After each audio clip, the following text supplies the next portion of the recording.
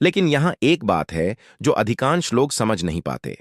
आप सोचते हो बस अधिक एकाग्रता चाहिए, लेकिन सच ये है, एकाग्रता बढ़ाने से पहले भटकाव हटाने होंगे, क्योंकि एकाग्रता कोई अलौकिक शक्ति नहीं है।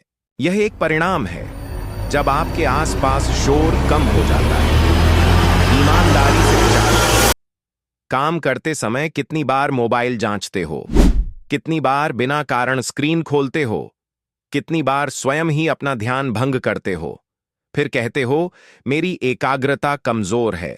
नहीं, आपका वातावरण कमजोर है। आप ऐसे माहौल में कार्य कर रहे हो जहां हर चीज आपको विचलित करने के लिए बनी है। सूचनाएं, सोशल मीडिया, यादृच्छिक विचार, और आप अपेक्षा करते हो कि गहन एकाग्रता में चले जाओ। यह संभव ही नहीं। अब एक सरल नियम, जो चीज एकाग्रता तोड़े उसे दूर करना शुरू करो। कार्य के समय मोबाइल मौन नहीं, बल्कि दूर रखो। सूचनाएं बंद नहीं, अनावश्यक ऐप्स हटा दो, क्योंकि इच्छा शक्ति से नहीं, व्यवस्था से परिवर्तन आता है। एक और गहरा सत्य, आपका मस्तिष्क खाली नहीं बैठ सकता। यदि दिशा नहीं दोगे तो वह स्वयं भटकाव ढूंढ लेगा। इसलिए एकाग्रता का अर्थ केवल नहीं कहना नहीं है। एकाग्रता का अर्थ है किसी एक चीज को हां कहना। सोचो, आप हर क्षेत्र में थोड़ा थोड़ा बनना चाहते हो, थोड़ा कौशल यहां, थोड़ा ज्ञान वहां, थोड़ी रुचि इधर, लेकिन परिणाम कुछ भी ठोस नहीं बनता, क्योंकि गहराई में नहीं जाते। और आज की दुनिया में गहराई ही मूल्य बनाती है। जो व्यक्ति एक क्षेत्र में गहरा है, वही अलग दिखता है, वही आगे निकलता है। शेष सब केवल औसत शोर बन जाते हैं।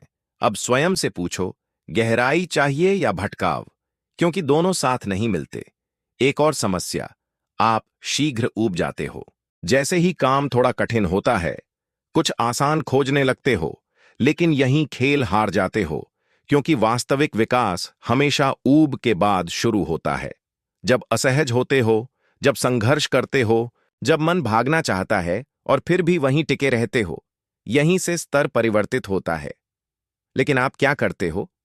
जैसे ही ऊब आती है, मोबाइल उठा लेते हो और स्वयं को एक और भटकाव दे देते हो, फिर वहीं के वहीं रह जाते हो। कल्पना करो, यदि यह आदत बदल दी, यदि ऊब के क्षण में भी स्वयं को थाम लिया तो क्या होगा? आप धीरे धीरे प्रशिक्षित हो जाओगे गहन कार्य के लिए, दीर्घ एकाग्रता के लिए, वास्तविक विकास के लिए।